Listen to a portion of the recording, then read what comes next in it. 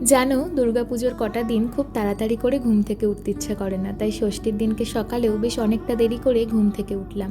আর ঘুম থেকে উঠে ফ্রেশ হয়ে 1 কাপ মতন উষ্ণ গরম জল খেয়ে আমার কিছু কাজ গুছিয়ে নিচ্ছি।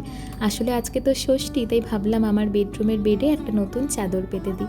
এই কয়েকদিন আগে যখন গোলবাজার থেকে চাদরটা কিনে এনেছিলাম, তখন দেখে বুঝতেই পারিনি যে আমার রুমের কালার আর কার্টেনের সাথে চাদরটা এত সুন্দর মানিয়ে যাবে। আমার যে কি ভীষণ ভালো লাগছিল এই চাদরটা পাতার পরে। তোমাদের কেমন লাগছে অবশ্যই জানিও। আর তারপর ব্রেকফাস্ট করলাম বয়েলড এগ আর তার সাথে শসা দিয়ে। আর আজকে দুপুরে না বেশি কিছুই রান্না করব না, ওই 2 থেকে 3 পদ মতনই ভাবলাম রান্না করব। তাই জন্য পাতলা করে পেঁয়াজ ফোড়ন দিয়ে মুসুরির ডাল আর তার সাথে কাতলা কালিয়া করছি।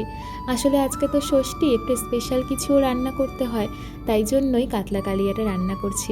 আমার না কাতলা মাছের ওই সাদামাটা ঝোলের থেকে কালিয়াটা খেতে বেশ ভালো লাগে। যাই হোক, তারপর রান্না বান্না করে স্নান করে একটু বসে বসে ফোন দেখছিলাম। সো আজকের শর্টস ছিল এইটুকুই। সবাই ভালো থেকো, সুস্থ থেকো, সবাইকে শুভ ষষ্ঠী।